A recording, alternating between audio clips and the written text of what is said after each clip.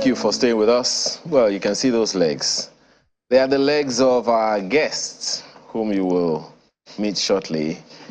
He's had 3.5 decades, yes, that's 35 years, working as an instrumentalist, a drummer, music director, band manager, project coordinator, drum instructor with and for local and international artists like Fieldress Call, Shaka Shaka, Lionel Patterson, Kelvin Bond, T-Mac, Johnny Brown, Logan Smith, Ron Kenole, Onyeka Onwenu, Christiana Igbokwe, Steve Rhodes, Gerald Pino, you said that? Geraldo Pino, Mike Okri, Blackie, Alexo, Sonny Neji, Alexito, Sammy Opozo, etc. Please welcome.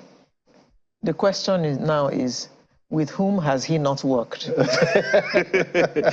Raymond Jehovy, popularly known as Papa Ray. Thank you very much. Thanks for joining us this morning. I really appreciate this opportunity that you guys have given to me to see and to also talk to people. You know, I told you that there is a minority tribe in music. Madam Bidis. Madam Bidis. You started again. First of all, how does it feel? You literally create the groove that people, you know, enjoy in live music. How does it feel to achieve that and to not look for recognition? Wow. That's a Christian question. It wasn't easy anyway. From where I came from, my background was really rough, you know. I started from the church, you understand, precisely Church of God Mission, Archbishop of the Hausa.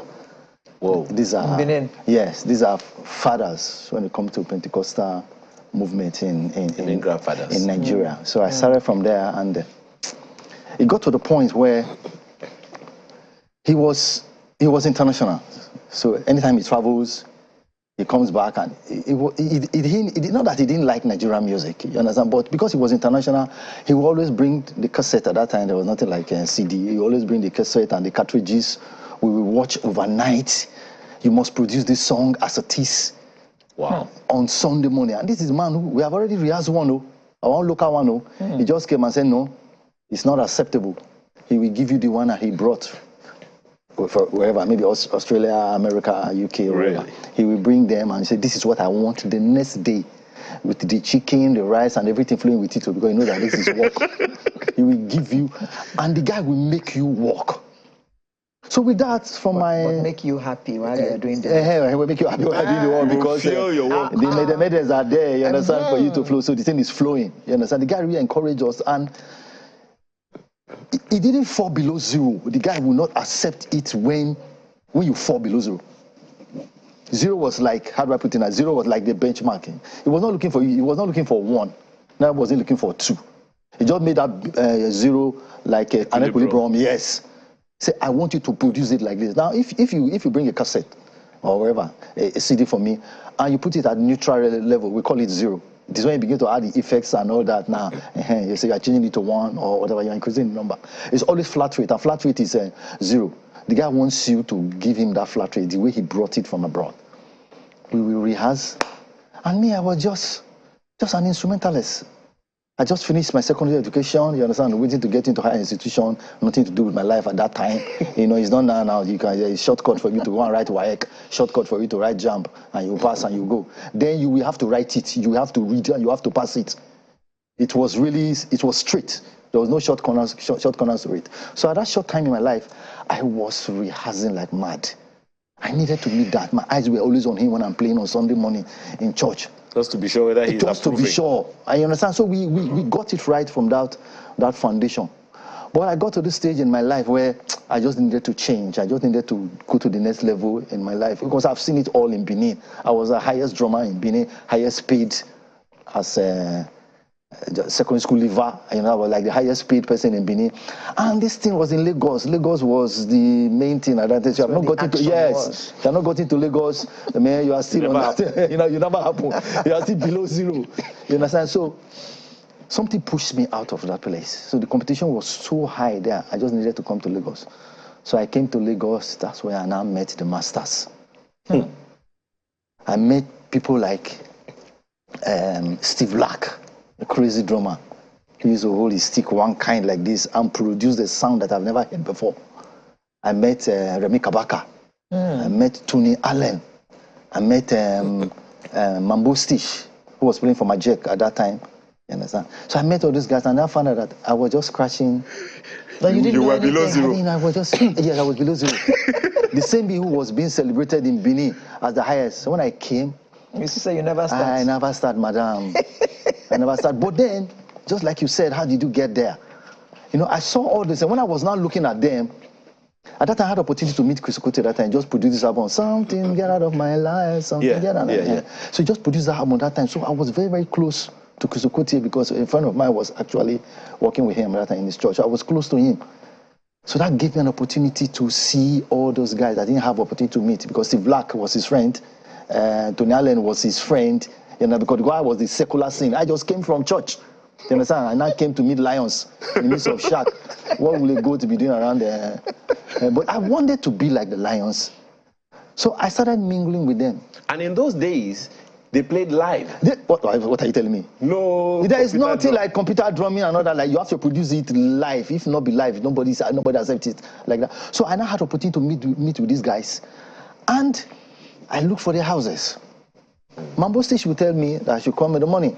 I'll go to Mambo Stitch. He would be inside his house with his girlfriend. Guess what he would tell me to do? Mambo Stitch would put 2 sticks in my hand. He said I should go to back of his house. I'm going to be hitting the wall.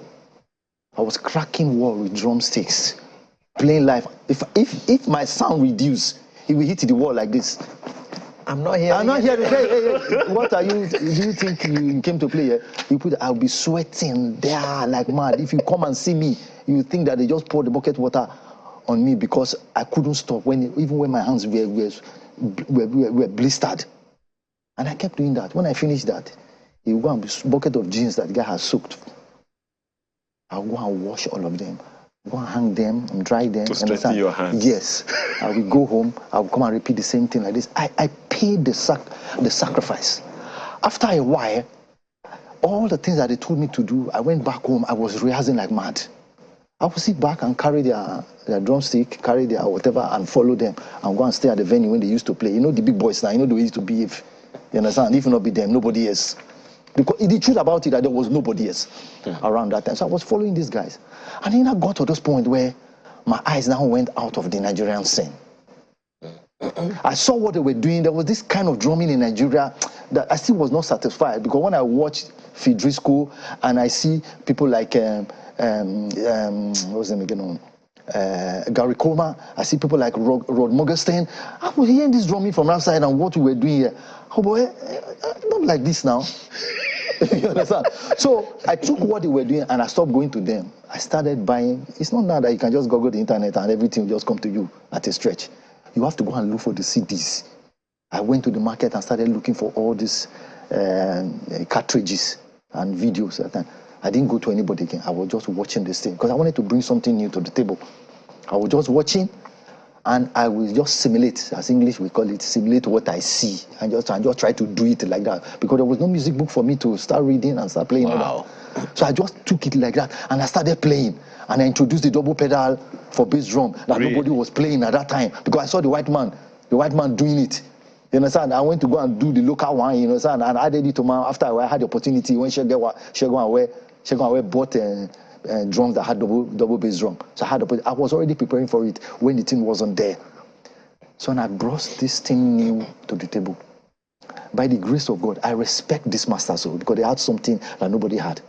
But God gave me the grace that I now changed the whole drumming system. And I brought the new drumming, that thing that we were seeing outside, now let the white man fit drum. You know, so I started behaving like that. When I came out, I didn't want to look like the Nigerian people, and I grew heavy jerry chords, long, that even... With them. right there. So I wanted to be like them. My dressing changed. When you see me, the Nigerian musician that saw me, that I never thought that this man was a Nigerian guy. And I didn't even rapport with them. Because I wanted to actually behave like this guy. If I don't begin to talk like the Nigerian with you, they behave like that with you. You will not look at that drumming. You not come and add that thing. I was bringing something new to the table. I was very fresh that nobody had. So I brought it like that, and I started dressing like them. You understand? I will wear all my trousers, wear the 3 choke 1, choke 2 necklaces on my neck with all the band, with my hair, this thing on my with that, with the perfume and all that. You understand? My life was just filled with beauty at that time. And this man could drum. So I brought the contemporary drumming to that system, and I was the only person who had it. This same Steve Black, whom I was going to his house, wonderful guy. When we started all the Rothman store, because I was backing all the artists at that time. Wow. There was no phone call. I would sit down in my house, like they would send somebody to come and meet me where I am. This is our day too. We are in Jos and so date and so date. We are in Kaduna. We are this. So I was on Rothman store. I was on Benson and Henry store. I was Coca-Cola store. I was on this one again. So it was like that. The guy was hot. But I was really hot. I was really hot. So with that, you know when you get to that apex, you now look down. Nobody me go chop alone. All the boys just started following me. That Nigerian drumming just died. So there was no space for them again, because I brought this thing on the table. And there was a boys around me at that time who wanted to, we want it like this. This is how drumming should sound. So all of them just flock around me. And by the grace of God, I suffered to get it. I can boast before man and before God, who is with us right now, that I never collected one dime. Because it was joy for me to give it to the people. I was rehearsing like mad. It's not that you set time for yourself, the way I rehearse though. And that's what I tell my students. I say I rehearse 12 hours a day. And I set time like that. You will never meet to that appointment. Why? Because you don't know what tomorrow holds. It was just a lifestyle for me. I'm sitting down, I see the drumstick, I pick and just rehearse. I see something new. So it was like a lifestyle for me. So I didn't have time. So if you ask me how many times do you rehearse a day, I'll tell you I don't know. It was just my kind of lifestyle. So I introduced that to the boys. And I opened my own drum school for myself, which is called Freestyle School of Drumming. Come as you are. Everybody in the church, all the drummers in the church, all of them just gathered themselves and they just packed to my house. Yeah. My wife, may God bless that woman. I married the woman that understood my ministry. Because like 35 people in one small apartment, every Thursday and every Tuesday. This woman will come back from work and go and sit in her friend's house. The same compound, we go and sit in her friend's house and wait from 2 o'clock till like 6 o'clock in the evening when I finish with these boys. Who were not giving me anything. I was just pouring out myself like that. Before I knew what was happening. In different churches, different artists, they were my boys that just filled everywhere. That's how they started living. Anyway, you know, they're all over the world. We could go on and on. Trained drummers. I trained drummers. The ones you see in the scene, I said I trained them, or I trained somebody who trained them, or that one trained the other one that did not train the other one. So like you that. are now her grandfather. They see when they call me Papari. I didn't give myself that name. Papari, Edare, Fadare, Grandfadare. You understand? It was because of You played with all these local and international artists. Yeah, man. Big names. I'm just wondering. First of all, how did you connect with each one of them? Or is there a central pole that say, okay, just once that's the guy to go to? There is nothing like central pole. When Kenneth Reconoli came to Nigeria, he brought they will bring the songs. Who can play this thing now? Where I'm sitting, they will come and call me. Okay. Okay, don't worry about it. We know one person that will meet up with this thing. And sometimes when they come, it's just like 3 days to the crusade or 3 days to the show. Who can meet up this thing? I've already trained myself for that. So they'll just bring the cassette or whatever, the CD, they come and give me. And they expect me to vomit it at the rehearsal. They get the result more than what they expect. Because after I finish the album, I will bring Ray into the album. You understand? So they are saying something new. That is why every artist that I've played in the past, if I finally leave that place and somebody else come and play it, their seat is never satisfied. They will still come and call me. I'm not there again. I'll go to rehearsal, I'll go and guide the guy. And the only thing I will just tell the guy, look, I played Ray in the album. So if you are playing that album and you are looking for Ray in that album, you will not see Ray in that album. Play exactly what's in the album and introduce yourself. And I'll go and educate the artist. I'm not there again. So the way I react and the way I react to spontaneously to things is not the way this man. Look at my face and this man. Are we the same? We are not the same, so you don't expect us to produce the same result. Is the guy playing the album? He's playing the album, he's not playing like you. I say, fine, cannot play it. Let me like, challenge you with this because we are running out of time. I don't know, you're just enjoying this too. Yes. Anyway, yes. So music has moved from what we will call analog to what we have now. Digital. How do you feel about that? The world has moved. In those days, when you want to call America, you go to CMS, where you can pay phone, pay phone, and you will wait for it to get to your turn before you call. When you want to write a letter, after like 3 months before the letter will get to where it is going, that is when it was still analog. Because the flight will have to carry it from here. You understand? They will gather it to not only your own, until when the box is full, before the flight will move. Before will not get to America, go and look for wherever. Before the person will not reply you. It takes like, if somebody is sick in the house and you are doing that, only for you to pass the message to the person, we have already buried the person. so life has moved. In the same thing, everything you are looking for right now is on the internet. You just sent the address to me, so and so place.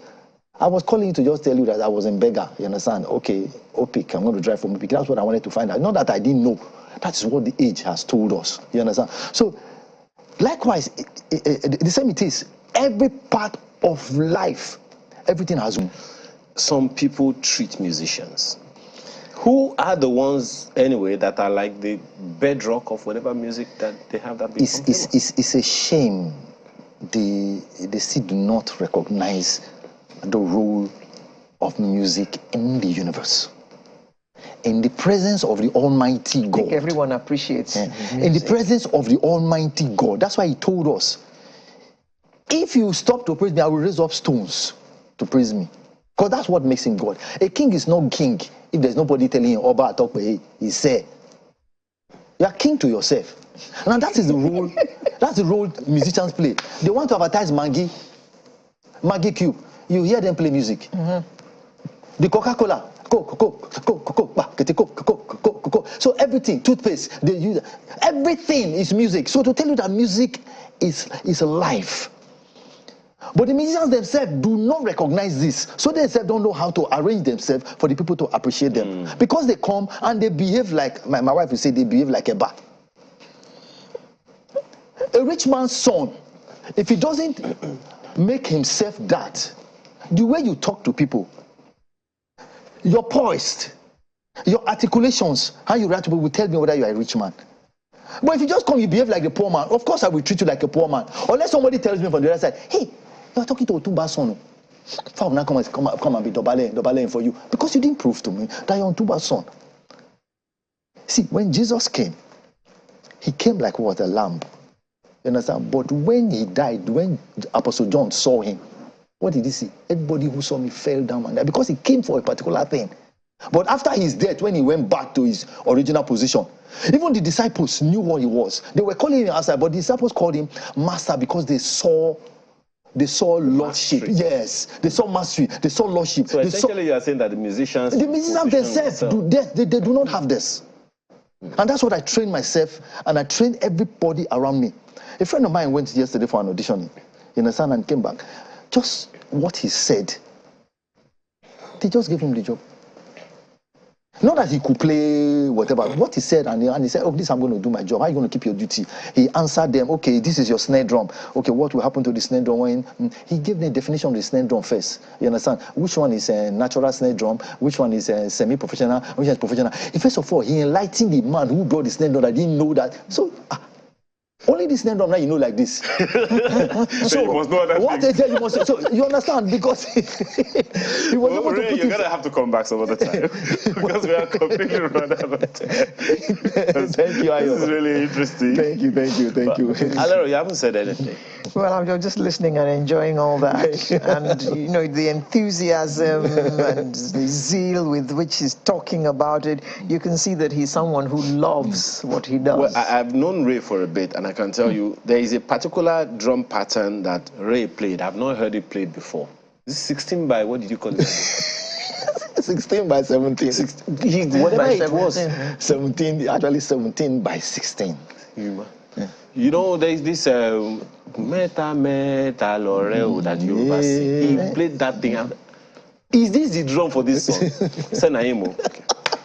Finish. Anyway, thank you very much. Thank you, madam. I really you. appreciate this opportunity. So that rounds up Sunrise for today. Well, I won't be here next week. It's election Saturday, but I'll see you in 2 weeks' time. And until then, be good and don't forget to go out and vote. That's hopefully. And obey traffic rules. Yes, please, very important. Thank you. Hoping there will be no postponement again. Thank you so much for watching our program. I'm Ayo Makede. Be good. God bless Nigeria. See ya.